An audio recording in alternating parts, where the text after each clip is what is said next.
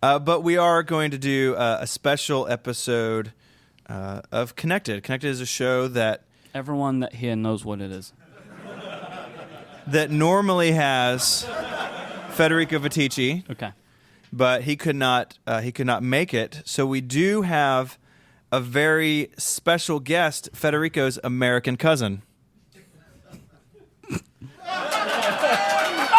God,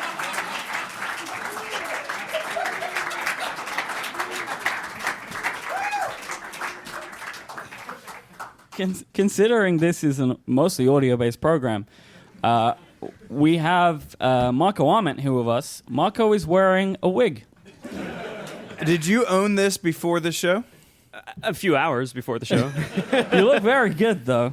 Yeah, I think I might just keep this look. Yes. I know it's not an exact match. This is the pop icon wig. No, he's a pop icon. And it's the closest I could get to Italian superstar Federico Viticci. These are big shoes to fill, especially in the hair department, where usually I'm not very strong.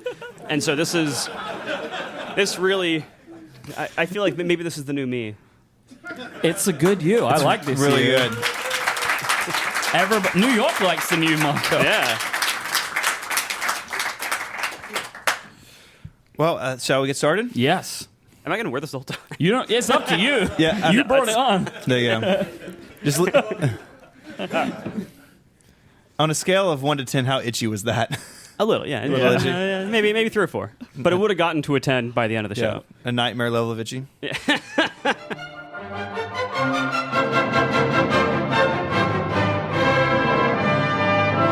Welcome to Connected, episode 215. I'm your host, Stephen Hackett, and I am really glad to be hosting this show live from New York.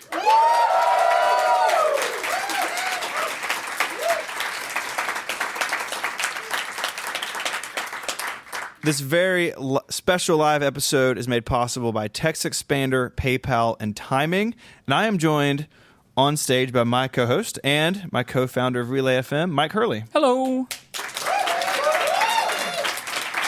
Thank you, New York. And we are joined by a very special guest. Federico could not make it. You know him from projects like Overcast and Under the Radar, and a show that is accidentally not on Relay FM, Marco Arment.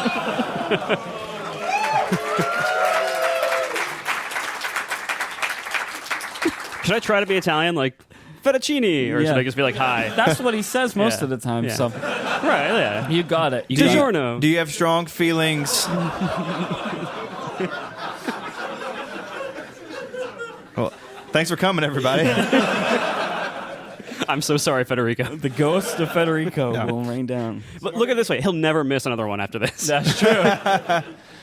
So Marco's here. We have some fun topics, some stuff to get into, but we have to start with Follow up. That really actually kind of hurt. So we spoke on the show several times about how some of us are struggling with the iPhone XS and XS Max camera. They do some weird smoothing. I've never looked better, but I'm not super happy with it, with Smart HDR and some of the stuff they're doing. And it turns out that in iOS 12.1, I don't think it's in the beta yet, I'm not sure, but I don't think so. At some point it will be. Apple is going to be toning down some of that noise reduction, some of that smoothing, so we all look like humans again and not plastic crash test dummies. Yeah, this came from Nilay Patel. It was in his iPhone XR review. We'll talk about XR a little bit later on. That Apple confirmed to him that it was a bug in 12.1. So there you go. It will be fixed when that comes out, and I guess it will make us all sharper again. There's a bunch of technical stuff about like where it was pulling the image from, and it just seems like basically they know it's a problem and it's going to fix it. It's interesting to me that this has been going on. People have been talking about this for a few weeks, but they've not said anything until now.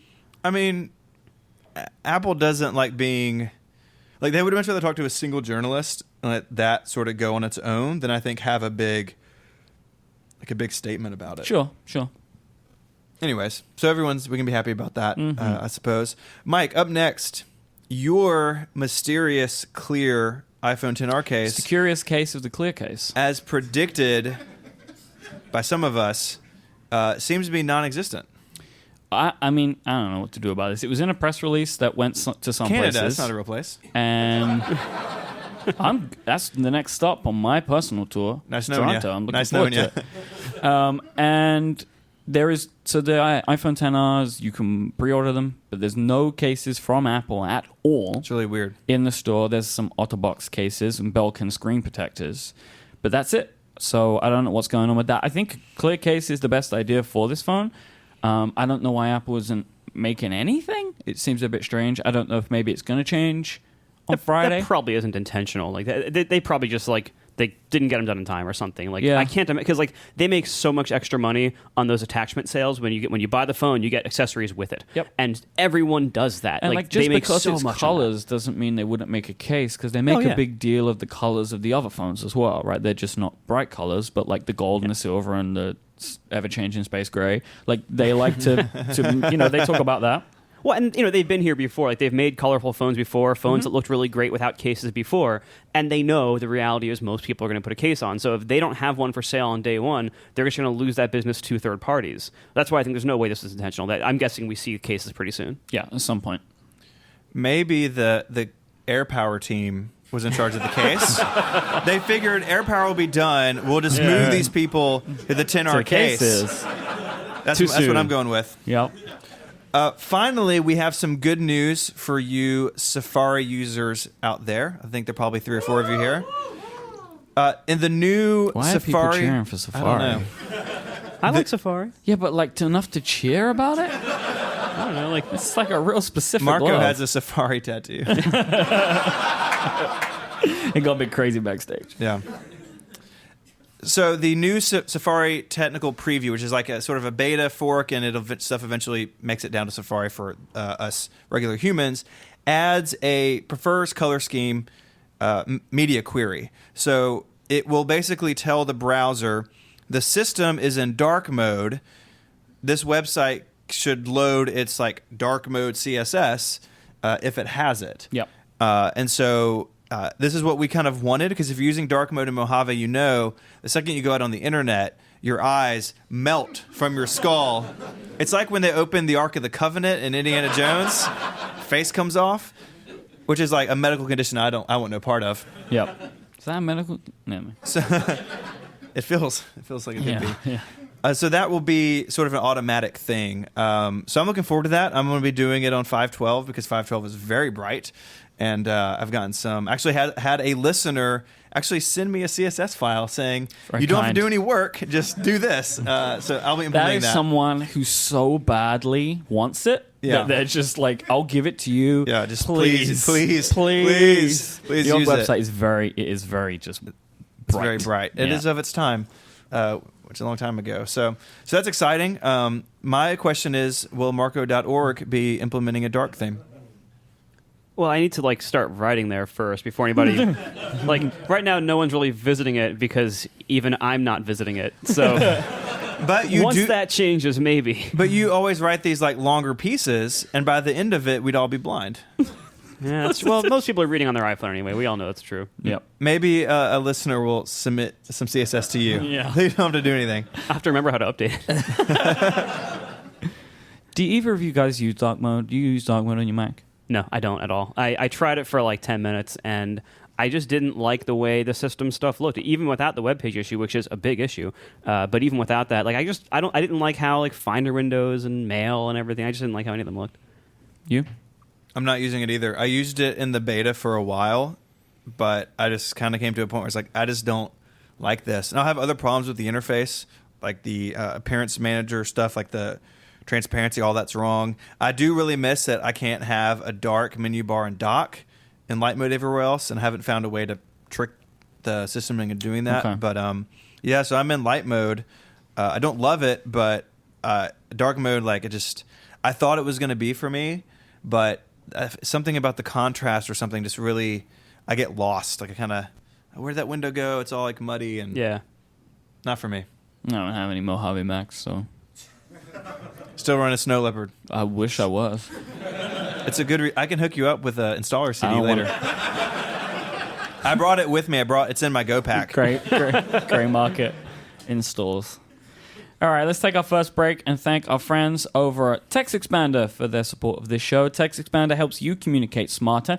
You can create snippets for the things that you type or copy and paste all the time. You can create snippets for short things that you type, such as email addresses or website addresses, or even today's date formatted in a way that may be pleasing to your American cousins. Or maybe you can make snippets for the longer things that you type out more frequently, such as directions to a location, maybe some answers to common questions that you get for support email, and also, the TextExpander blog has loads of great ideas that you can just go and check out and get some inspiration there as well. Snippets can be summoned in any app on the Mac, Windows, iPhone, and iPad. There's a keyboard that you can install, which is really awesome. You just use a short abbreviation or use a hotkey as you type. You can even personalize your responses using fill-in fields, then share your snippets with the whole team to power everyone's productivity. We use a few of these shared ones at Relay FM, so we have filing structures and contracts that have to be filed.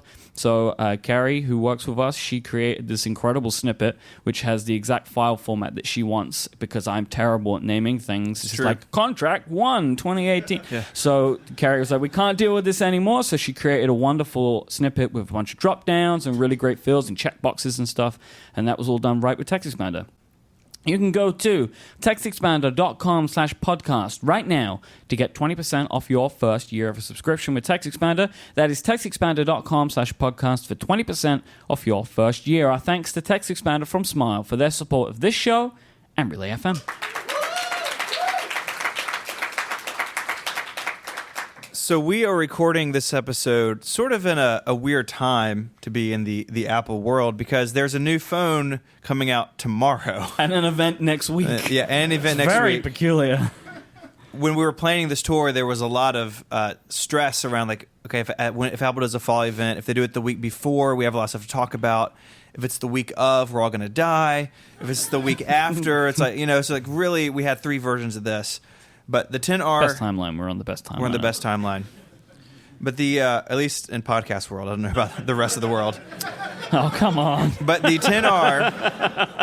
10R is shipping tomorrow. You can pick it up in stores tomorrow if you're so inclined. So reviews are out. We've all been poring over them because it's a really interesting phone. It's a new strategy from Apple and their smartphone lineup. Yep. And I thought we could talk a little bit about it. Obviously, this is not super informed because none of us have them. Nope. But we read a lot yet, of anyway. Well, not yet. Are you gonna buy a 10R? We'll see. That's later in the doc. I'm sorry. Mm-hmm. How many phones are you spoilers. going to buy this month? Don't worry about it. It's fine. It's totally fine. 2 iPads. Gonna get those probably. 7 phones. I've got a Pixel. You got to get every We'll color. talk about that later. This is when we pass the plates to the audience. Yeah. Take up an offering. Yeah, it's fine. So the display, of course, is the big story here. It is the same pixel density that Apple's been at for a long time, but there are more of them. So it's just like it's the same display that was in the iPhone. What was it? The 4, and then it got bigger with the 5, and bigger with the 6 and the 7. Like the same density. So it's just a very familiar panel for any of us who looked at iPhones for the last couple of years. Which is probably most people listening to this. I would hope. That'd be weird. It's all Motorola fans out there. We love our Android friends too. They're perfectly fine. I'm just saying it's a Well, common... they're like a little bit lower tier, though. Let's be honest. I'm not going. Whoa! I'm not getting involved in it. I would like to say that Marco's views do not represent the delivery. You're saying you see that green bubble and you don't think like, oh man. Really? You can email feedback to Casey Liss. Yep. He loves email. So the display is familiar, and I think that's good. I think it means that we can talk about this display without sort of wondering what it's like, because it's one that we all know. And I guess the question is, do we think that plus the OLED LCD difference is worth $250 to most people, or to us? This was a really great point that Nilay Patel made in his review on The Verge, where he basically started it off. It's like, well, the difference is that there is a difference, but is it $250 of difference? So... Marco, is that worth it to you? We're all going to do this. I'm not just singling him out. But like, do you think that, like, are you comfortable with that price difference personally for an OLED screen over an LCD screen, when this is probably the best LCD screen they've ever made, and we all were very, very... No one had problems with the LCD screen in the iPhone before. We weren't all like, OLED would be nice, but we weren't like, oh, this is terrible. So to you, is the difference that the OLED screen gives worth that extra money? I think it's a little hard to compare because we're not exactly comparing apples and orange or apples and apples here. You know, it's sorry, yeah, all these fruit jokes. All right, so like we're not comparing the same thing because like if the option is like you can either have the X, I'm just gonna say X. Yeah, you can either fine. have the XR or the XS, but they're not the same in every other way. There's other differences, some of which are substantial. So if the issue is you can get the exact same phone, everything else is the same. One has OLED, one doesn't. $250. If I had never had an OLED phone, like last year when none of us had the 10 yet, when that was brand new, I would have said yes. That is worth it because OLED sounds really amazing. I'd love to see those deep blacks. I'd love to have the massive battery consumption reduction and everything. In practice, now that I've had the 10 for a year, the battery difference really hasn't panned out the way we thought it would, I don't think. Like, the 10 has good battery life, but, like, so did the 7. So, like, I don't think, and so did the 8, you know. So, like, I don't think OLED was as big of a battery saver as we thought it would be. And most of the content I look at on my phone is light. It's, you know, Instagram timelines, it's mail, it's web browsing, even, like, in Overcast, I use a light theme. It's, you know, driving directions. So, like, most of what I'm looking at is light anyway. So I don't think OLED has actually been as big of a deal as I wanted it to be. Especially when Apple aren't taking advantage of some of the things you can do with an OLED display, like always-on functionality. Right. Like, if there was other stuff like that beyond just, like, this display looks really awesome when you're just displaying dark stuff, like, if there were other features, other differences that are functional differences, or if the battery life difference was really big, then, yeah, I think it would be worth it. The 10 has better battery life. Exactly. Right? But, like, so. the way when presenting with the actual comparison we have here, where it's just like, well, here's the 10R with a really good LCD screen, and here's the 10S with a really good OLED screen, I wouldn't get the 10S on that factor alone. Okay. What about you, Steven? I agree with all that. I think out of the differences between the 10R and the 10S, I feel like the screen is the least important. I think people would care more about something like the camera than the display. At least, like, I'm trying to out like in the world, because I think most people, I think the camera may be like this one of the single biggest reason people upgrade iPhones, you know, every 2 or 3 years, right? I think the camera is a big driver of that. And even though the wide angle is the same, I think there will be people who do the 10S just for the camera, not thinking about the display or the battery life, which, like, the 10R and the 10 Max are on pretty even footing battery life-wise, it seems like, at least according to Apple's numbers, and I think the early reviews pan that out. So I don't know. I think for me, I'd be fine going back to an LCD. I think for the reasons Marco said, like, I don't, like, it's nice, but I don't really benefit from it in any way. And so if, for me, that the screen is not the reason I'm ignoring the 10R or avoiding it as a purchase, if that makes sense. Yeah, I think probably the most important thing about the 10 lines screen is the shape of it. Right. Right? Like, having it go to the edges. Whether you love it or hate it, the notch is like, it's a big thing. I love the way these phones look. Like, I love the fact that there is as much screen as they can physically get on it and still give me the functionality. Like, so that's kind of where I think the 10R is obviously closer to the 10S for a lot of people than the 8 was to the 10. Yeah, the 8 looked old out of the gate. Yeah, it would, the thing was never like, well, the 8 has an LCD and the 10 has an OLED. It was like, well, look how much bigger and nicer because it's shaped interestingly, that screen is. Yeah, so I think I've been sharing on the show my spouse's phone woes, system failure. Like, she had an SE, and I want to say I forced the 10, but I was like, hey, I set this up for you with all your stuff. Maybe you should check this out. Your SIM card's already in it. And I was like, I need your Apple Watch for an hour. Don't ask why it's unpairing. It's weird. And so she tried the 10 because, again, the camera was sort of the impetus in our household, that she wanted the better camera. Yep. And so she didn't like the 10 for a bunch of reasons. And so we settled on an 8. So I picked her an 8 up before I left town to come do this. And I was setting it up. And so I moved her from the SE to the 10 to the 8. And so spending time with, like, phones from very different eras, I was immediately taken aback with my reaction of the 8, which is like, it's a great phone. Like, I still recommend it to a lot of people. if you want like a mid-priced iPhone, the 8's the way to go still. But like I picked it up and was like, oh man, like the bezels and the forehead and the Touch ID, like all this, I was like, this feels way older than it is. Yeah. And like that's sort of Apple's trick, right? Like Apple does that, and the 10, 10R, 10S are all benefiting from that still. There will be a point where this doesn't feel new anymore, but I don't think we're there yet. No, we're not. And I think one of the reasons that stuff does feel older is because the rest of the market has changed, which is not always typical, right? Like that maybe Apple's moved on and some are catching up, or some have moved on and Apple hasn't. But like all flagship phones now have as much screen as they can fit within reason. And companies, honestly, Samsung beat Apple to it. They did. You know, they were doing edge-to-edge stuff for a long time that made the iPhone look old. So it's been the way the market has been moving. Yep. And phones like the 8, you know, the 8's kind of got a bad rap because it had to live in the 10 shadow, and like I think got overlooked by a lot of us in the tech press because it really is good. I mean, it's the 10R 10S debate to a degree because it has most of the same specs. But right, but it's more of what you know. And that's why she wanted it. She wanted something that was more familiar. So you both mentioned the camera as like important parts of the difference, and so there are some differences between the 10R and the other 10 phones. So it has one camera, right? So that makes some differences. The biggest is maybe in the portrait mode photos, but there are actually some good and some bad. So there is no telephoto lens, so you can get more in the picture. So the portrait mode that it is on any phone that has two lenses on it, it uses the telephoto lens, so it's closer to you. The portrait is closer. So on the 10R, you can actually get more of the background when you're in the portrait mode, but it's all done in software, so it can look worse in places because the additional data that the two lenses provide on the other phones can make for better pictures.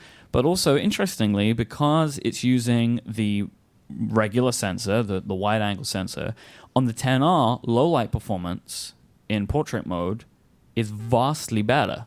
So, Marco, I'm assuming you maybe don't take a ton of portrait photos? Almost zero. Why is that? Is it purely because you don't like the software look, or do you not like Apple's implementation? Like, what is it about that that's just not for you?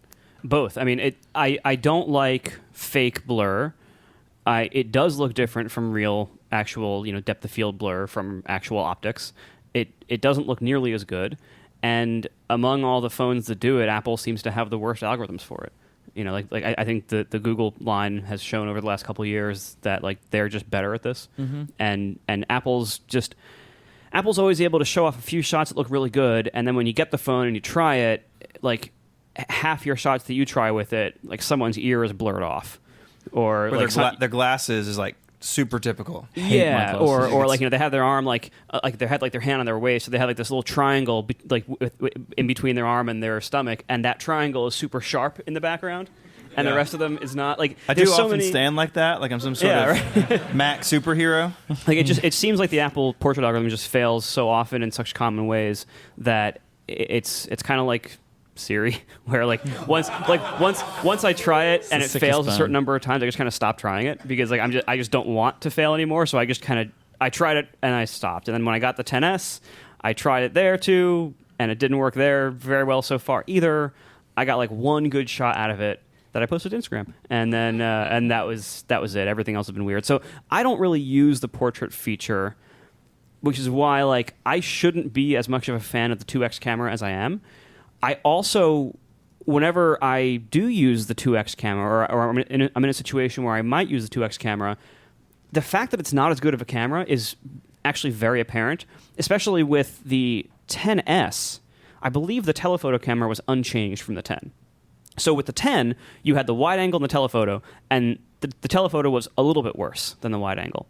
With the 10S, the telephoto stayed the same, the wide angle got way better. So now the telephoto on the 10S is way worse than the wide angle is because there's like the wide angle got so much better. And so I find myself trying out the telephoto in certain situations, seeing how much worse it looks, and then just switching back to the wide anyway. So I'm actually using the telephoto lens less and less over time, and way less than I thought I would, which is why the 10R not having one is actually not a huge deal for me. And if I were buying one of these phones today, I would seriously consider the 10R. Is that from like? I mean, I guess because there are other advantages to it, but like you've been a not fan of bigger phones. It is bigger. Does that? It is bigger, but it is between the two sizes. Okay. So everything. I think the screen size has the same point resolution as the Max, right? It does, yeah. But it's just a slightly smaller screen. Yeah. So everything looks a little bit smaller. So it's like a nice in-between size physically, but screen real estate-wise, you have all the real estate of the big phone. That is kind of interesting to me. Again, I don't think it's enough to make me like sell my month-old 10S or whatever. Sure. But if these had come, but if these had come out at the exact same time, I would have had a tough decision.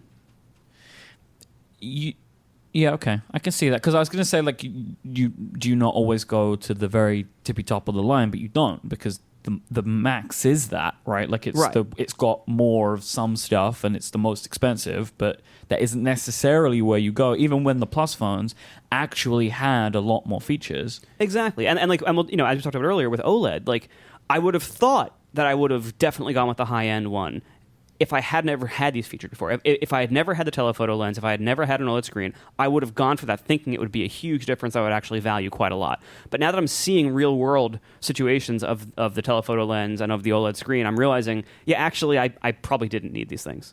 And those colors. Yeah, they come in really good colors. They look really good. I really want the red one. Yeah, the red's interesting, too, because it's the only color we had before. Because the Red 10R seems like it's basically the product Red 8. Like, as far as color and sort of finish.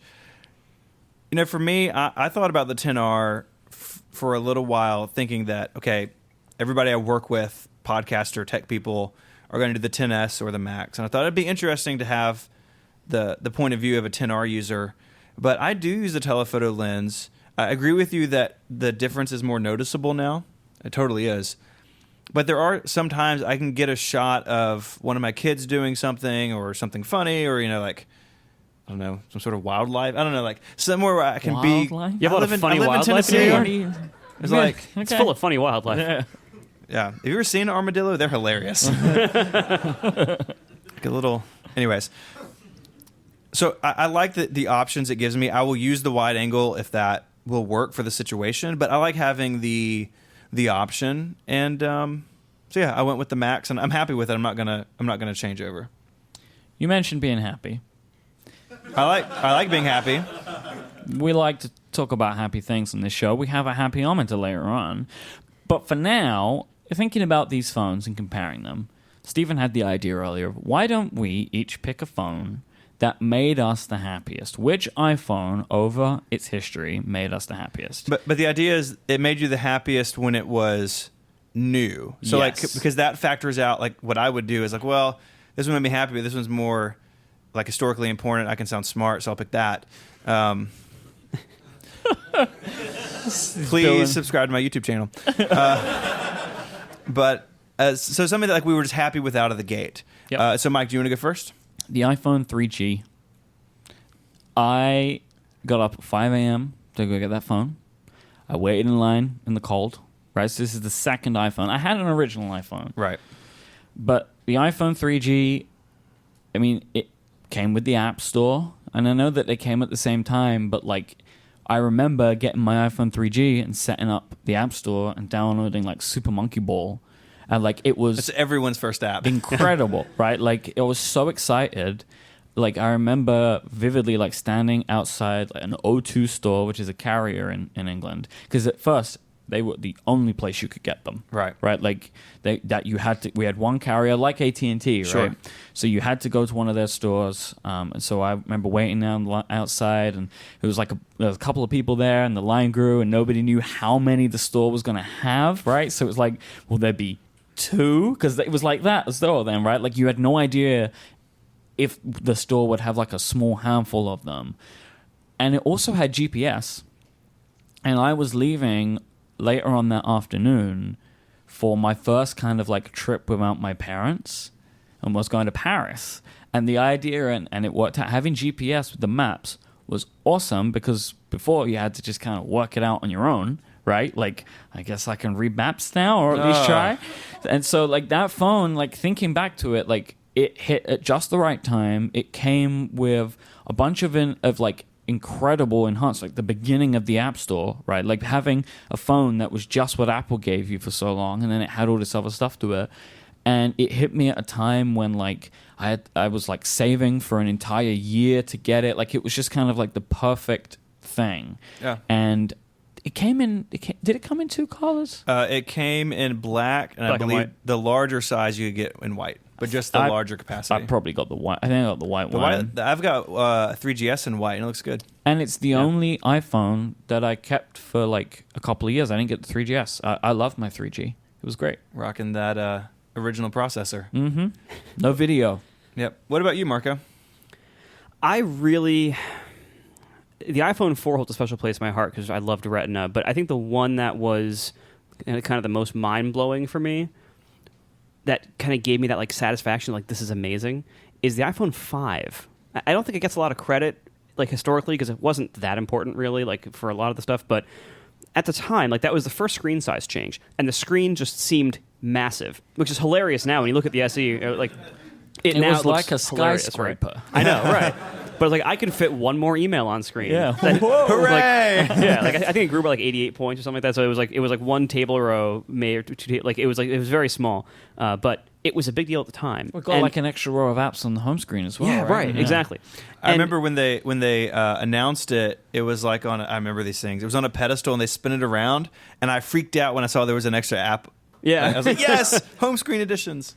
Yeah, like 'cause it was the first screen size change really changed a lot about iOS, and it was pretty easy for apps to adopt also. So it wasn't you didn't have a long time or nothing was made for it, and it also just felt really good in your hand. It was the first one that had the all metal design. Like we had the plastic ones first, well the metal plastic, then the plastic, then the 4 series had the glass backs, and this one had that metal back. So not only did it feel really smooth all the way around.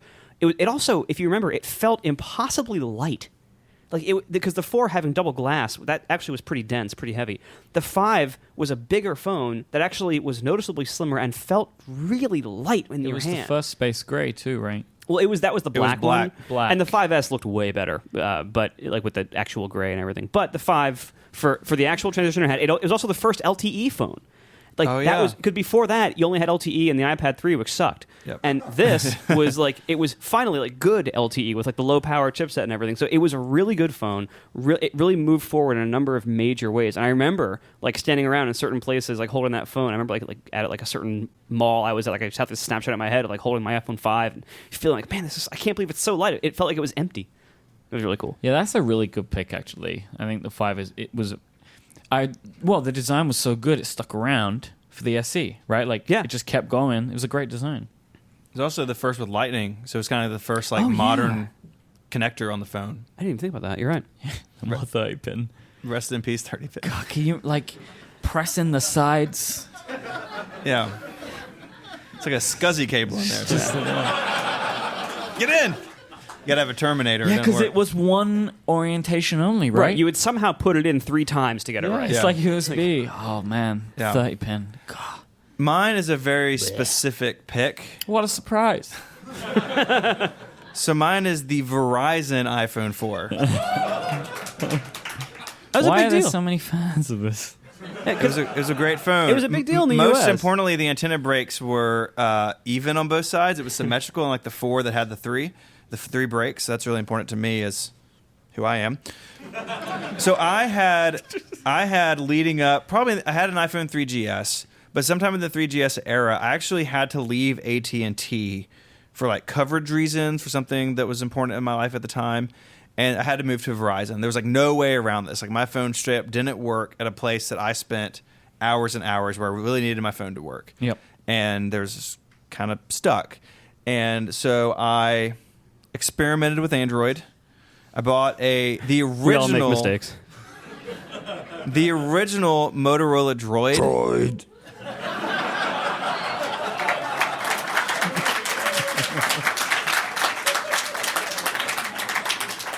Well, I remember those ads where like we shielded our children from the ads. Like, So aggressive. it's not going to come kill you in your sleep. And the Droid was a solid phone. That was a cool looking phone. It was the phone Batman would use. It was like black and metal and gold. Had a pretty terrible slide-out horizontal keyboard. But then I stepped from the Android universe into the Garden of Eden that was WebOS. And I carried... Yes, you just made like a real left turn. It's like, I went back to the iPhone. No. There is an important step. The Palm Pre Plus was on Verizon. It ran WebOS. WebOS is a really sad story, but so many of the ideas that were sort of instigated in WebOS are things we all have today, like using the web technologies more like integrated into modern stuff and having multitasking with cards and like a fluid gesture interface. All that started with WebOS. The phone was really bad. And no apps. No apps. Palm went away. They're back? No, they're not. Their name is, but they're dead. So all this is going on, right? And I want to be back on the iPhone, but I just can't do it. And then in January 2011, they announced in a very low-key way that, hey, Verizon iPhone 4 is going to be out next month. I pre-ordered one. It showed up, and I still have my Droid and Palm Pre. I pull them out sometimes. That is a surprise that you kept those. I know. Seems out of character. Yeah, that's really weird. The Palm Pre was a vertical slider, so like you slid it up and the keyboard would come out. And I was always afraid I was going to slide it up and it would just separate. It was like shoot the top part of the phone. It was shaped like a bar of soap. Into the sky. It's like, well, that's gone. Bye. So I still have them both. But yeah, the Verizon iPhone 4, because I could come back to the iPhone. And that really started a period where the iPhone was spreading to new carriers. And not just in the US. It was in the UK and other places, all of a sudden in more places. So it's an important phone. But for me, it was like I can come back to the iPhone. And I haven't left since. So that wasn't... We're going to applaud the Verizon iPhone 4? It's No. like one person applauded, and I feel bad. It's like, No. we need to... Because then it makes it sound like you won that. You didn't win that. You couldn't even get that. This part will be edited out. Okay. This episode of Connected is brought to you by PayPal. With PayPal, you can rely on a trusted payments partner that processes over 25 million payments per day. Let me tell you a story about a customer who trusts PayPal to handle their payment processing. Once an attorney in New York City, Linda transformed her hobby of locating hard-to-find items into a thriving luxury consignment company called Linda Stuff. What was once a passion project is now a 100-person company in a 93,000 square foot facility. As a company specializing in high-end, previously owned goods, reputation is everything. Integrity and trust are a critical part of how the company operates. From day one, Linda has counted on PayPal to help give her customers confidence and protect her business from fraud, even when selling internationally. She's counted on PayPal every step of the way. When it comes to growing your business, PayPal is your payments partner for today and tomorrow. Visit paypal.com/growth to set up a business account today. Sign up for free right now at paypal.com/growth. Our thanks to PayPal for their support of this show and Relay FM.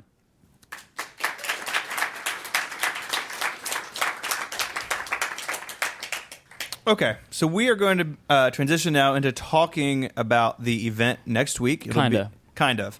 So this is not a draft because Jason Snell would not license the draft technology to us. Copyright. But this is a measure of like what things would make us happiest out of the event. These things do not necessarily have to be rooted in reality, as we will discover, but things that we would like to see and things that would just make us smile as Phil Schiller announces them. So obviously, as we all know, graded on the Best I Love You Teachy scale. So, we'll be aware of that. We'll talk about it maybe next week on the Teachy scale. So, as always, the only scale, the true scale. Yes. So we have a couple of rounds. And as our guest, Marco, would you like to go first? I would. I think everyone here is going to know what I'm going to say. iPads. Close. I'll give you a hint, though. You have a keyboard over there that you might want to keep some dust out of. So... I should let you know that laptop you sold me is getting stuck again. Just want to let you know, Marco. I told you it would. I know. I like it. I like it because when it gets stuck, I think of you. Oh, good. It's nice. As you smash your elbow into the key. Yeah, so my first pick for what would make me happiest here is fixing the low-end laptop. Like right now, it's been a mess for so long with like the MacBook Air hanging around forever, the 12-inch MacBook not really being a replacement for it, then the 13-inch MacBook Escape coming out and also not really being a replacement for it, and the Air just keeps being sold forever. And so it is like a zombie at this point. It really is, because right? like it looks weird and like it won't go away. It's very strange. But like people aren't being like dumb. It's still a really compelling computer, and they haven't made one that is more compelling for a huge part of the market, right? Yeah. So there's a reason it's still being sold. I think they need to end that reason finally. And so what I want is for them to fix the low end laptop by releasing something new that fits that market in the way it actually demands things, and in a way that actually be a good product. Because the Air has been a good product this whole time, right? For 8 years since that body style was introduced. They need to fix that. They need to give it a price that fits its market. It needs to be as versatile as the Air was, and that might be about ports or something. But it also needs to have reliability, because the Air is being used by people not only who need that, like everyone does really, but like value conscious people need it over more than most people, because like they maybe can't afford to replace it as often or get a service out of warranty. That like like it's the low end laptop, but that should mean it should last longer. Yeah, and it's gonna be put in schools and given to kids, Yep. and like it gets so much use where durability really matters, and serviceability down the road is going to matter too. So it needs to have a non-butterfly keyboard. Ooh. So, in the idea of this is the happyometer, so it's just whatever makes you happiest. That'll make me happiest. Is this a new keyboard or the old keyboard? Don't care. It can be like the one they make in the Magic keyboard, the desktop version. Yeah. That's good. a scissor keyboard, and it's good. It's Yeah. fine. Like it still has the weird arrow key layout, but okay. I know I can't get everything I want here. No. And in the happyometer, you can have whatever you want. That's what this is all about. This is just whatever makes Marco the happiest. At this point, I have such low expectations on the keyboards that Oh no. anything that's a totally new keyboard would make me happiest. Okay. It'll be made of glass. Good luck. Oh God. Touchscreen. That was my pick, but we let Marco go first because he's the guest and we have to be nice. So I'm going to stay in the Mac family, and I'm just going to go. I'm putting all my chips on the table for a modern Mac Mini. So this is not just. We got some Mac Mini crowd fans here. You have the entire customer base in this first row. Yeah. Over here, yeah. And literally nobody would use it for what Apple intends it to be used for. It's like, I'm going to put it in a closet and I'm going to run a server on it. It's like, that's not what the product is, but like, go for it. Put it in a car. You can do all sorts of crazy things. So I'm drawing a distinction here between, hey, we just put last year's Intel chips in it, have fun. This is the happy version is it is a truly modern Mac inside. That means the T2 with the fast SSD. It means Thunderbolt 3 because it's a desktop. This also means USB-A because the iMac Pro and the iMacs have Thunderbolt 3 and USB-A just side by side. They don't even fight. They're just like right next to each other. Imagine that harmony amongst ports. Yeah. There's peace in Dongletown. That's right. That's good. And I would like to see all of that in a form factor that, again, is just more modern. That probably just means space gray, which would look awesome. Mm-hmm. But the Mac Mini, I said this on Upgrade the other night, it is built around the optical drive that they removed in 2011. Like, it's still that form factor, and we've seen what others can do now with much more powerful hardware. And so I think truly a Mac Mini for our modern age would really make me happy because I'm in the market for 2 of them now. Can I tell this story? Yes. So we have, if you're listening to the live stream now, that is hosted by our friends at Mac Stadium and the Mac Mini.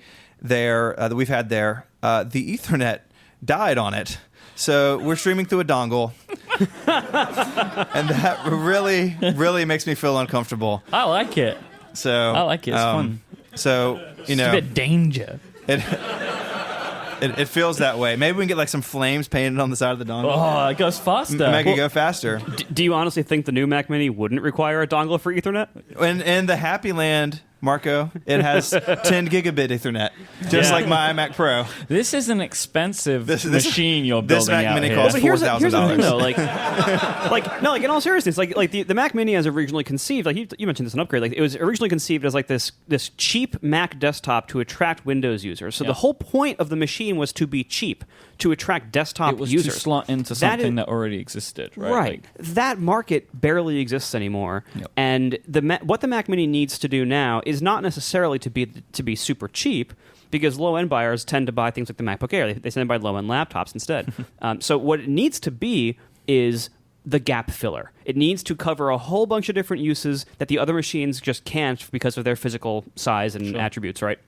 It doesn't necessarily have to be super cheap. So they could make a machine that has high-end specs, and like this was rumored to be like, the quote pro focus configuration for the Mac Mini. I think that makes a lot of sense. They could make a version of this that they first of all can keep up to date a little more often, but like give it all the ports. They back give it all themselves into a real thermal corner with the Mac Mini. Yeah, right. Like sharp corners. Yeah, right. Like it doesn't need to be super cool. It doesn't need to be super tiny. It doesn't need to be super cheap. It just needs to be very versatile. So put in a vote here for lots of ports. So I'm done with this Mac stuff. It's nonsense. So we're expecting iPad hardware. That'd be great. Very excited about iPad hardware. Like, I have a huge hole in my 12.9 inch. Like it's like a massive hole above the home button because I just destroyed the screen. The screen is just destroyed, and I keep sticking my finger into the iPad, which is I don't need to be that close to it. I love it, but like force touch. Like it is forceful. I would love to see some iPad software changes that goes along with this. Like we're expecting a Pro machine, like USB-C apparently now. If you're going to do that, there's a bunch of really interesting things that could happen with USB-C. Like, I don't know if I necessarily care about external displays that much. If that's all it does, like you give me an external display, like what about some other input methods? What about being able to access the Files app? Like, wouldn't that be a lot of fun? What if let's just go wild and let's just change the home screen? Like, why don't we just do it? I just think that if we're going to have this, like, iPhone XI style iPad, right, like it's really cool, looks super futuristic, it might look a bit weird with just, like, this big app icon grid, like, oh, look at it. Like, it just doesn't really seem that exciting. I'm still hoping and expecting, definitely expecting, that at WWDC we'll see all this stuff, but maybe just throw me a bone or two, There's like, there's a couple of new things that come with, like, 12.1 or 12.2, which are just iPad software stuff. I would be very happy about that. I mean, the iPad definitely seems to be on a year-on, year-off cycle with software. Yep.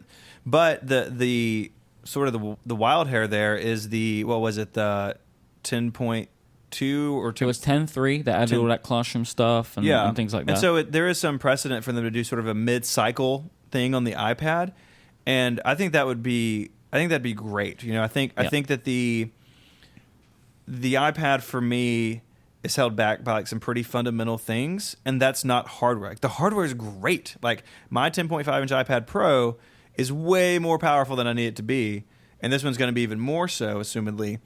But what's holding it back I think for a lot of us are these like basic software things. Like, great, I have USB-C, but I have an SD card here, and like I can't make them work together, which is silly. Like, they need to open this device up to external things to make it a better citizen of the world and not just be like a closed off island. And I really hope that USB-C is like the bridge to that future. Because it's just super weird if like you put a universal port on it, but it only works with like a monitor.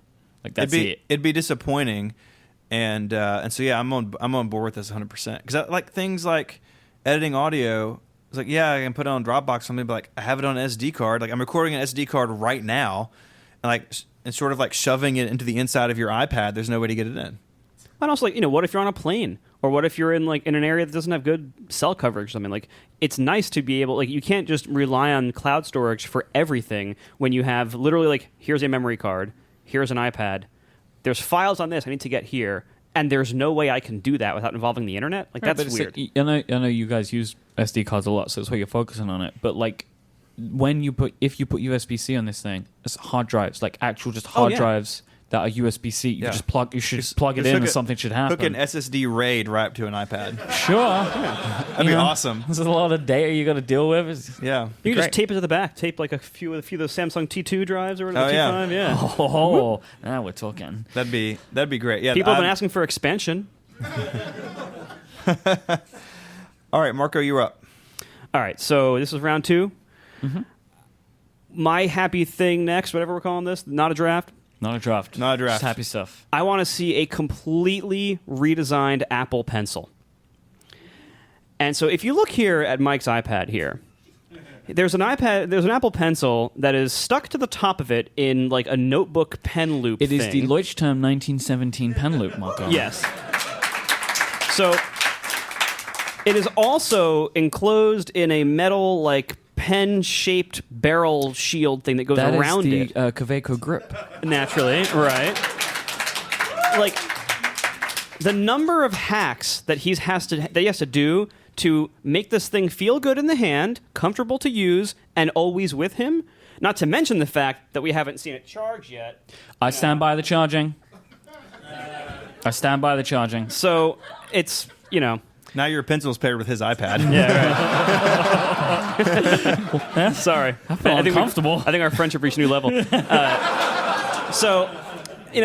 The pencil as it stands now is amazing technology that's really nice to use, but it just sucks to carry it with the iPad. There's just no good way to carry it. And it's always getting discharged, because if you carry it anywhere near the iPad, it'll keep itself kind of paired, sort of, and then it'll discharge itself. And charging it is really awkward and weird. And not to mention, you have this little cap that you pop that off, and that's gone. You lost that forever, right? And it comes with a little dongle, little like reverse adapter to be able to plug into a lightning terrified he's port. about to lose the cap of my eye. I know, right? So there's so much about this that is fiddly. And there's all these little parts to lose. There's the weird way you can't carry it easily with the iPad, and there's the charging issue. I want them to fix this. I want them to design a new iPad and Apple Pencil that actually seem like they were designed to be together, instead of what we have now, which seems like these were designed on different planets. So make it more convenient to carry with the iPad. Maybe that magnet thing that's rumored for the back of it. Maybe you can stamp it on there like the Microsoft tablet things do. That works fine, as long as it's strong enough to actually keep it there like in a bag. So make it more convenient to keep with you, more convenient to keep charged, and with fewer fiddly bits and parts to lose. Yeah, I love the Apple Pencil, but decided that it was flawed in a bunch of ways. So what I have done is make the Apple Pencil that I want. You've made a monster. Right? No, it's beautiful. The Kaweco grip thing is really nice. Like, I actually think it has all of the features that I want. It has a much nicer grip, which is more comfortable to hold, and it's faceted, so it won't roll away, because that weight thing is nonsense. Like, it rolls. It will roll away. Oh, yeah. It's a perfect circle. It will roll. So I would love this. I would love a button or two on it. Yeah, that'd be good too. To add additional functions in a lot of applications, it would be great. I use a Wacom tablet with my iMac, and I can select things and delete things, and there's loads of different functions you can add to it. This is something that Microsoft, I think, and Google have on their stylus product. Yeah. But I really hope that Apple make an aluminium one. It would be wonderful. It can still be light, and it would be really great looking. They could charge more for it. It could come in colors. It'd be great. That's something I really hope for. I don't think I'm going to get it made of the materials that I want, but I do think that they will do at least some of the things that you were asking for. Hope so. I mean, it's one of those things, like, there's a whole world of these devices Apple could look at and find ways to improve it. And it's very clear to me. The Pencil is maybe the first example that comes to mind for me, is like, this seems like it was designed in a vacuum. Yeah. Well, I don't want to move away from the fact that, like, thinking about version 1 of the Apple Pencil is the best stylus anyone's ever made for a tablet. Right? Like, the technology, the way that they paired it, the responsiveness, like the fact that you can tilt it to shade, like, they did an incredible job with the inside technology of this thing. But now that's taken care of, they need to go further. I hear you. That's good. I'm going to spend a little time with the iMac, the regular iMac, not the iMac Pro. Yeah, back to the Mac. Back to the Mac.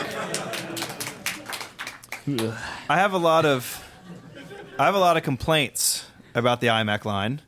So if you walked in an Apple store with $1,100 to buy an iMac, you would buy an iMac with no Retina display, a spinning hard drive that is powered by turtles, and like low RAM. It's not a great machine. Everybody here, it just went through the same thing that I went through earlier today when I didn't know this product existed. Yeah. I didn't realize they were still selling. I knew about the hard drive. I didn't realize they were still selling a non-Retina iMac. Yes. So as you move up the line, What screen size is that? 21.5 inches. So For some reason, as well, right? It is small. So let's talk about the entry-level 4K machine. Also has a spinning hard drive as standard, not a Fusion drive. And these are slow 5,400 RPM drives. I have actually used one of these more modern iMacs with this slow drive, and it's this is not just like, oh, he's a nerd. It's really slow. Like, you get the beach ball when you open system preferences. It feels like the hipsters iMac, right? Like, it's like... Yeah. Like steampunk? Yeah. It's like... You hear this grinding inside, like, oh, it's working. Yeah. It's like crank on the back. Oh, Yeah. I just love the sound quality of the hard drive, like the cracks and pops. It really adds a warmth to the data. Yeah. I mean, at this point, like, it should be illegal to sell hard drives. Like, it should literally be illegal to sell a computer that only has a spinning hard drive in 2018. I really like my artisanally crafted data loss.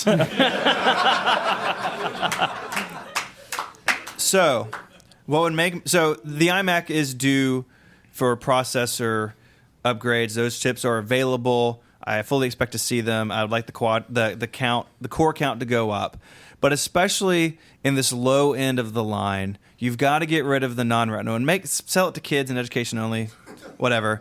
But if you walk into an Apple store, you should not be able to buy a non-Retina iMac. And I understand that apparently we're still in Fusion Drive world. Like, the Fusion Drive should be standard across the line.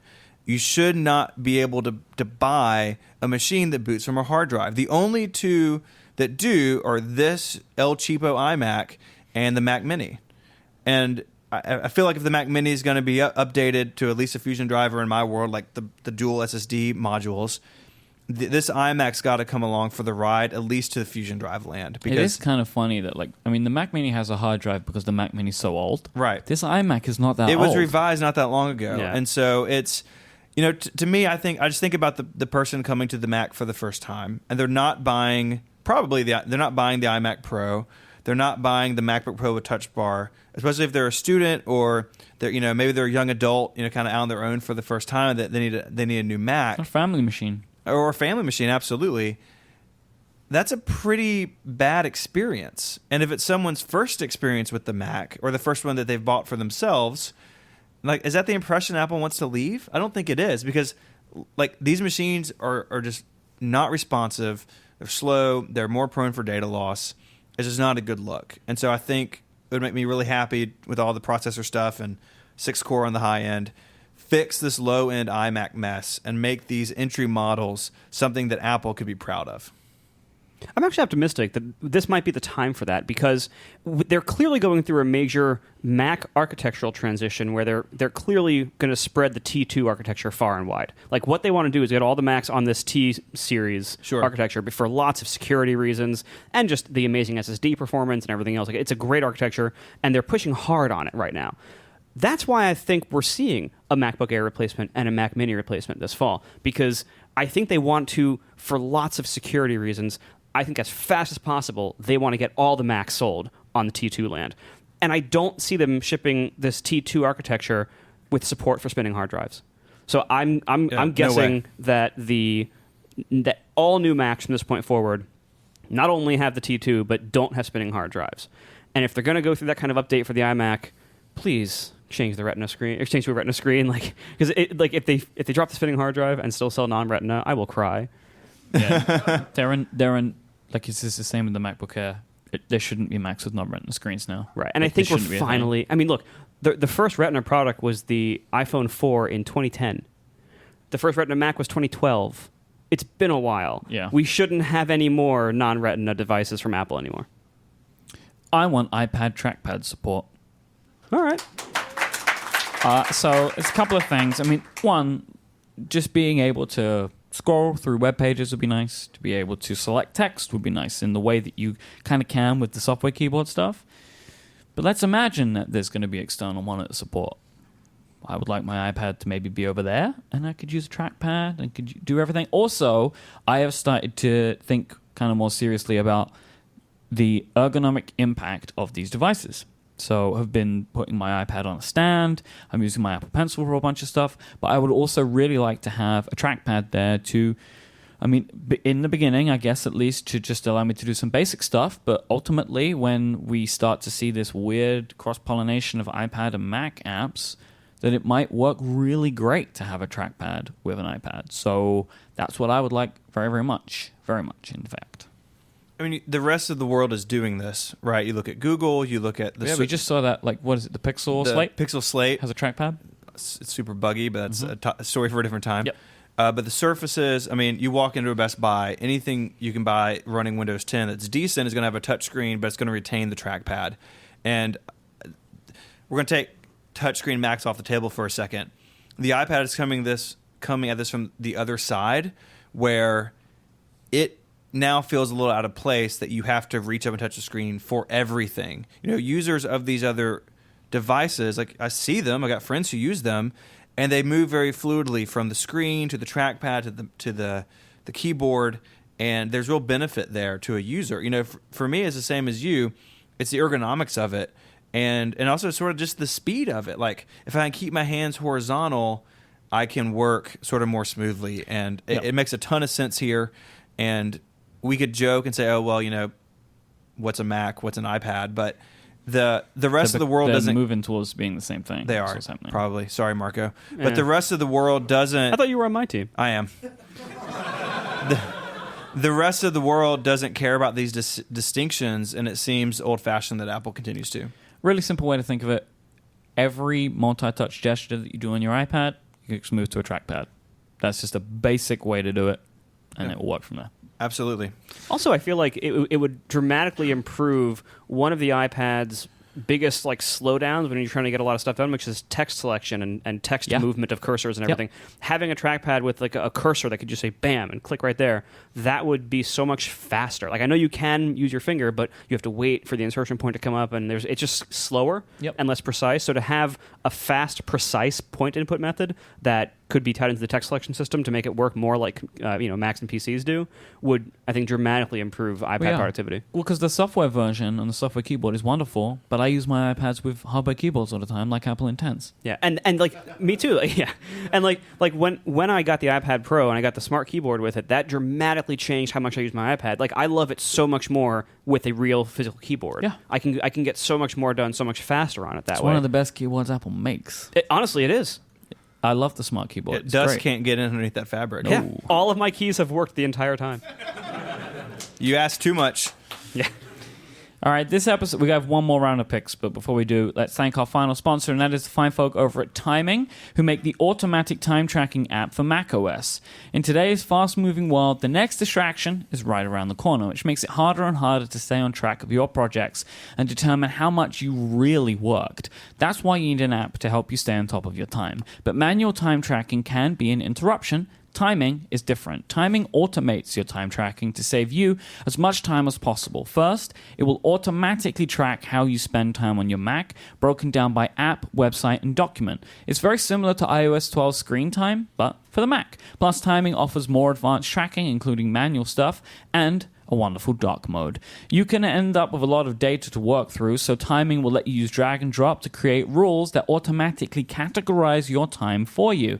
It will also suggest gaps in your timeline and how to fill them, and it will even ask you what you did whenever you return to your Mac, so you can very easily add that information in. It also has an automatic sync feature as well to keep that data in sync across all of your Macs. I believe in time tracking very greatly, but one of the big problems is that people can not understand exactly what they're tracking and when, and you forget the timers. But one of the great things about time tracking is that it will let you understand how you're spending your time, and a system that is just doing it in the background really is the best way to get that information. Timing is so confident that you'll love their fuss-free approach. They offer a totally free trial. Go to timingapp.com/connected and you'll be able to download the 14-day trial and save 10% when you purchase. That is timingapp.com/connected. Timing. Stop worrying about time and focus on doing your best work instead. Our thanks to Timing for their support of this show and Relay FM. All right. Marco, your final pick for the Happyometer, please. So while we're not ripping off Jason, this is not the crazy round. No. But it is the more remote possibilities, I think. Yeah, I think so, looking at this. Well, we'll see. One of the recent rumors that came out a few days ago is that Ming-Chi Kuo is predicting that there might be a new iPad mini. This sounds as ridiculous as the Mac Mini, right? But that's also rumored. if there was a new iPad mini, that would make me very happy because, I mean, since we're not picking things that are totally unlikely in this round, the market that wants the functionality of an iPad but doesn't want it to be this big has not gone away. That market is still there. Bags have not gotten bigger. There is a person in my household who significantly believes in the iPad mini and does not want it to go away. Yeah. Adina is using an iPad mini 2 very happily. Yeah, like the I iPad don't know mini... how. Like, I think it has a spinning hard drive. Yeah. It doesn't have Touch ID. Yeah. Yeah, and my son uses that same model. Yep. Like same. And it's getting pretty old. I'm kind of afraid to upgrade it to iOS 11. And it's. I would like for his next iPad. He's 6, so I think this might be a little big for him to go to the 9.7 or 10.5 kind of class size.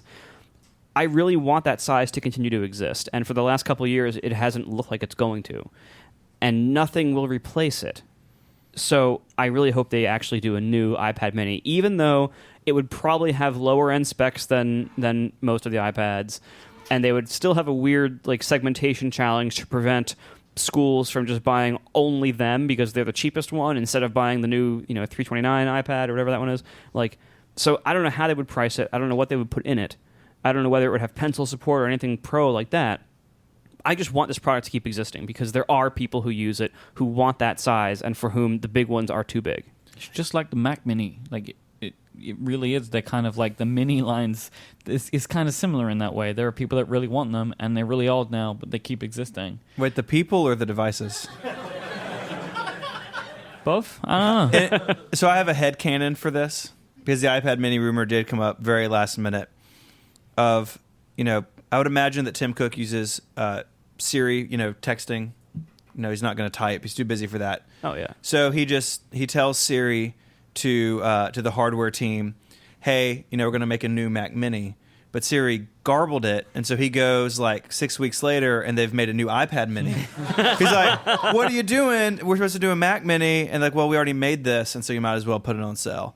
That's my... I like that. That seems plausible. Hey, whatever it takes. Yeah. It got Mini right, but, Mac and iPad, it's confusing. So you mentioned Ming-Chi Kuo. The prediction came out with a bunch of other stuff, but Kuo is saying that it will have an upgraded processor and a lower cost panel.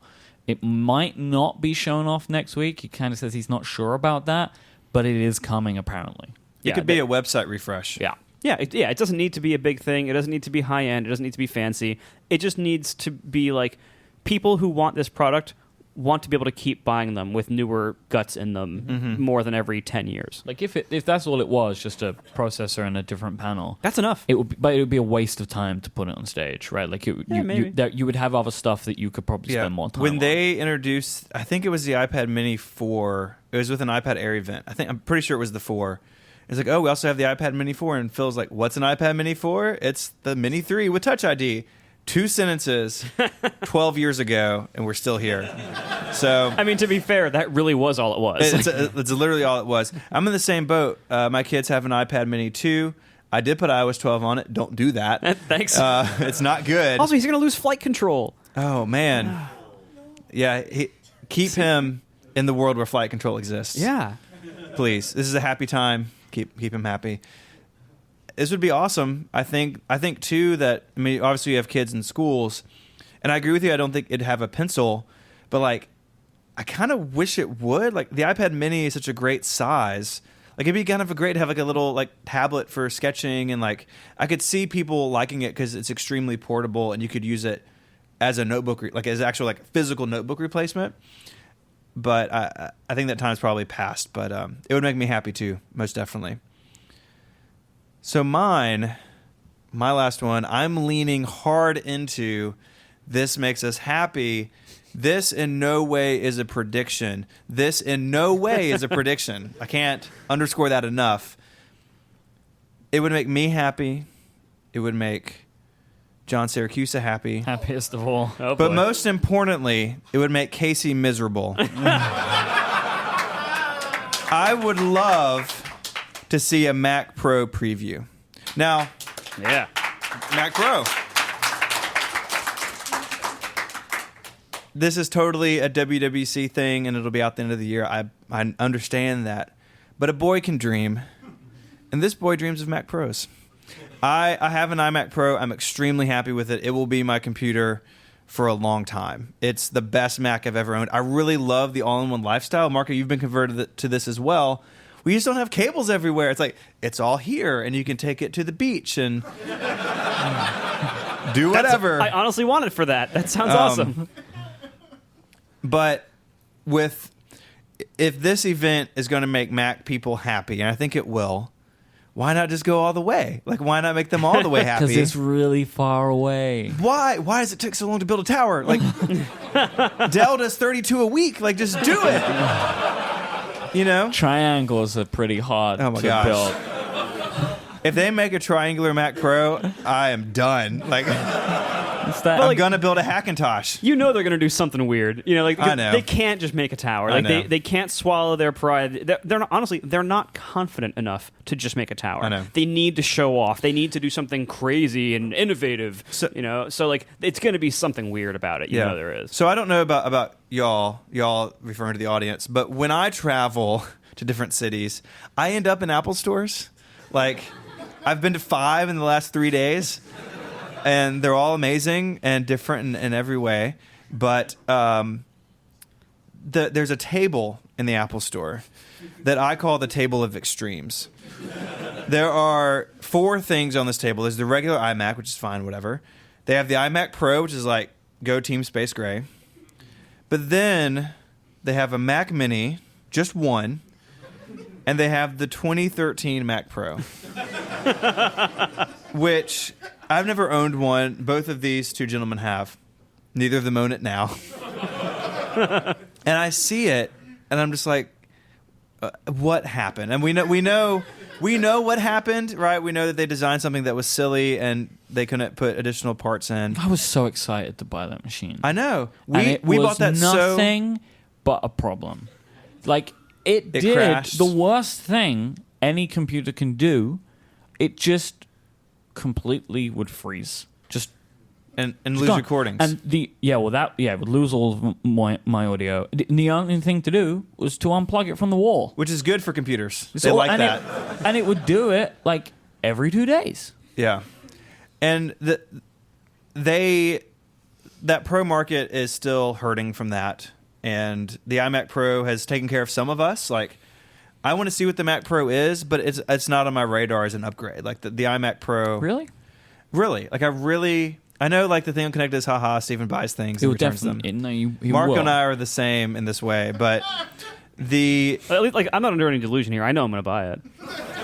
That's the difference between the two of us, maybe. But I think those people deserve to know what's going on, and it'd be great, and it'd make me really happy because we could talk about that instead of iPads. Or what, Marco? Let's do this. Can we negotiate a trade for? I'll come on ATP and talk about Mac Pros, and Casey can come on Connected and talk about that'll work about Jeeps. iPads, Jeeps. Oh, there we go. I want to talk to Casey without about you? Jeeps. Yeah, that's weird. We should talk about Jeeps. We got to come up with some sort of system, but I think it'd be great, and I think people would be really enthusiastic about it. And, you know, Marco, you said this really smart thing and that I wish I had come up with, so I just steal it from you all the time, is like Apple is like writing like chapter after chapter to Mac users, like fixing things in the past. They're getting it back on track. And like this is like, I'm going to mix my metaphors, but this is like the crescendo. Like this is like the final song. Like this is the thing where everybody gets up and cheers at the end, at least me and John. And... it's just time. Like, you know, I'm sure we're going to see it, but I'd love to see it. And now I've talked about the Mac Pro way longer than anyone wants me to. It's not going to happen. I know. I can tell you what I think will happen. There will be a line given to Matt Panzerino that they're working on it. Yeah, he's got the inside line on the Mac Pro. Like, I think that if there is a bunch of Mac stuff, like, they will acknowledge that it is still on the way. Yeah. But I mean, the best place, if they're going to show any teaser for this, is WWDC. Do you know the story about, so when he did the roundtable, it was like him and Gruber and a couple other people. So I read all of them, right? Because I'm going to read all of them. And in Panzerino's, I love Matt's writing because he does all these little details. And it was like, oh, in the lobby of this building, there was a display case with a bunch of old Macs in it. It was like, sign me up. And so I'm reading through this, so like I'm comparing my collection to their collection. Got it. As you do. Got it. Yeah. Got Yeah. And he had a funny thing in there that is like the 20th anniversary iMac. Like, well, that's not a computer. Like the 20th anniversary Mac is. And so I DM'd him. I said, hey, I'm literally the only person on the planet who cares about this, but you have a typo here. And he fixed it. And so really, when the Mac Pro shows up, it's because of me. That is a real tenuous link that you have drawn there, my friend. I don't think that's got anything to do with anything. We're talking about things that make us happy, Myke. Okay. Then yes, it's all Also, because of you. Whatever brings the Mac Pro here, we'll take it. Whatever. Like, who do we have to sacrifice? I love you, buddy. I will buy one, probably. I I know. think I'm going to be the one that ends up buying one. I think so, too, because you want it for... Ever. You want something you can upgrade, you can do VR on. Yeah. Run Windows no, on. the VR. I have an incredible gaming PC. I don't need to mess around with this Mac stuff. It has LEDs in it, My so it's gaming cool. PC is Lots of incredible. LEDs. Everyone that's seen it, including these two, absolutely Yeah, love so it. I want to build one, I just don't want to own one. Yeah, right. Building is So most good. of the fun. It's so good. I love it. Then And you get to the Windows part, and it gets a lot less fun. Yeah, you can just pay little attention to it. I deal with Windows as little as possible, but like I do have these funny things. I have like there's an audio box called the Tascam, which on the Mac you just plug it in and it's fine. On Windows you plug it in and it's like all these pieces of software load every single time that do nothing. Like it's just like confirming that it's on. And it loads every single time. And then one time I upgraded Windows and then it stopped working. So I had to downgrade the driver by 2 versions and then it works again. And then sometimes it just doesn't work and I have to unplug it and plug it back in again and it works again. Like, this is what it's like to live with a Windows machine. This has been a solved problem with like standard HID audio drivers for USB devices. Yeah, right to Since build, 'cause, before like, they I don't bet care. someone here was born. Like if there's anyone here who's like 20 or younger, chances are this problem has been solved before you were born. Yeah. But they just don't care. Like drivers, man. It's the way of the past. So I would like to pick for my final pick. There's a theme. There's a consistent theme running through all of mine, and the end is I want a laptop-style iPad keyboard cover. How is this different from wanting a trackpad? It will have a trackpad in it. This is not 3 different products. This is...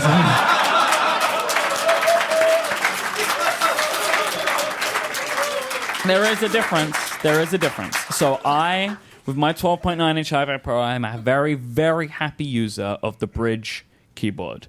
It is wonderful. It is just the bottom of a MacBook. You got one that basically. works? It works now. So I would say the first edition, like the first version of it, was garbage. It never worked. Just didn't work. Second version, I have it. It's perfect. I know a few other people that have it. Like, they fixed the problems they were having with Bluetooth. They had some Bluetooth issues. But basically this thing, it's basically the bottom of a laptop with this really cool little hinge system. You put the iPad in it, you can open and close it. It is adjustable. I love it. But I want Apple to make one of these for a few reasons. I want them, one, good keyboard, right? Let's hope that's a good timeline. They're making a good keyboard, right? Like, we're just assuming this has got a good keyboard. Yeah, this is Happy Meter. Yeah, it's a good keyboard. Backlit keys. Woo. I would love backlit keys. The Bridge has backlit keys, but it has a battery, and the battery dies. I want this thing that Apple makes to be a smart connector product, so there's no charging. So it has backlit keys, which does exist. Logitech make a keyboard which is powered by the smart connector, which is rubbish, but it has backlit keys, so it's possible to do it. But we're assuming that the smart connector is going to be better, and that's what that thing is on the back. Maybe, probably, we'll see. So no charging, because I don't want to charge it. I hate having to charge it. It's annoying. Like, it's a keyboard. I don't want to charge it. But I like the adjustable hinge, because then I can kind of sit in any position. It's like a laptop, because the problem with the smart keyboard is it is in one way. Like, that's all it is. It's just this one way. And it's not very easy on the lap and stuff like that. It's just not very comfortable. So I would love to see what Apple could do to make basically the iPad be a laptop. You put a trackpad on it, has wonderful keys, smart connector, the whole deal. I think it should just go the whole way. It's the best way to use an iPad. What Go for it. if... So in the old ThinkPads, you had what was called the ThinkLight. So it wasn't a backlit key, What are you but it was talking a about? put it in the show what notes. is this? All right. It was a little light at the top of the display, like Don't where want the camera that. is. Don't want that. and it would shine down on the keyboard. That's awesome. But the problem is, if you need to see the space bar, you had to close your laptop a little bit to like move the light.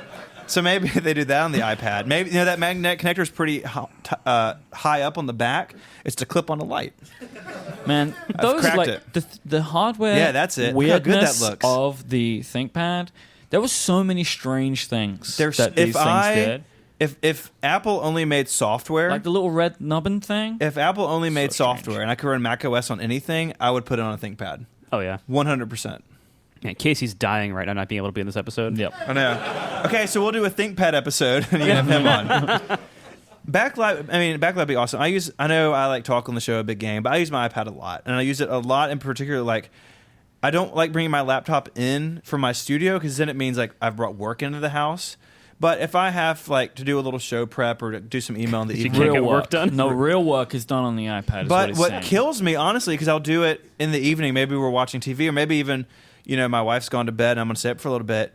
The backlit keyboard, like, it's a kind of a deal breaker because I'm not a great touch typist. I can kind of get by, but I feel imprecise without it. It would be great. And like you said, the Logitech one has proved that it's possible. And I really, there's a whole other conversation here about the smart connector and making it more useful and more robust. And part of that would be like, maybe the backlit thing is power and Logitech figured it out, but it'd be great. There is this kind of, I think, a weird perception amongst like the wider tech press that the stuff from Microsoft and Google are more, you can do better work on them because they have better keyboards. It just doesn't make any sense. Like, the iPad is so much better than these things. Like, it's just, me and Federico got really upset about this a couple of weeks ago. Weird. I don't want to get into it again. But like, the smart keyboard does a great job. It's a good keyboard. It does a great job. Like, and I love that it's so portable. One of the bad things about the Bridge is like the 12.9 is already big and heavy. That makes it a lot bigger and a lot heavier. Like, and that is the downside of this stuff. So honestly, like, if Apple do make something like this, which I would love, I still want the smart keyboard to exist as well. Like, I think that both products would be Like a really smart great. keyboard and a smart keyboard pro. Yeah, something like that, right? But like, there's one that is like this just to cover on the case, because really, probably the best way for Apple to do it is like it would have to be pretty significant on the back as well as the front to allow for some kind of hinge. Yeah. To be really, Yeah. to be And it would really be pretty great. heavy. And it would be heavy. It makes the iPad A laptop. the thickness and heaviness of a laptop, and that comes with some great stuff. It comes with some not great stuff. So I would love to have choices. Right? Like, that is like, I would love Apple to provide me with choices, because this is a wonderful computer. And that was the promise of the smart connector, and it just hasn't panned out. Yeah. Yeah. Well, and I think we've seen, too, like, there's certain areas where Apple just can't depend on third parties, right? Like certain peripherals, certain types of things, they make a standard, and it just falls on the floor to third parties. Like, no one ever does anything with it. Smart connector is obviously one of those. I'm rounding down to zero. I think that's fair. There's been zero things for it, basically. There's nothing of any real use, honestly. Yeah, except for Apple's own keyboard.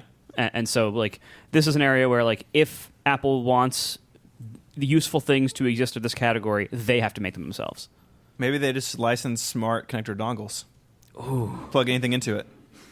Think about it. I'm really confused now. Wait, so like the dongle goes on magnetically, and you can plug Anything. what into Smart to USB. Yeah. Well, so it would be Okay. smart to USB-C, and then you need a second one for USB-C to USB-A. Yeah. And then you can plug in your keyboard. And then your SD card reader is down and down and down. Yeah, I wrapped up in this. If we had another round, I really think we don't. Let's say if we did a Bring Out Your Dead, which we're not, because again, we not. couldn't license the It's technology. not a draft. Like, a smart connector story matters, because again, it goes into my theme of like the iPad needs to play in the world around it, and the smart connector just hasn't done that. I understand the your dream point. was right, like, okay, I'm gonna have like a keyboard, like a musical, like piano keyboard, sit my iPad down and play music. I'm gonna be a DJ. I sit it down to my thing. I'm gonna be whatever, and just like the iPad becomes like the brain of whatever hardware I have.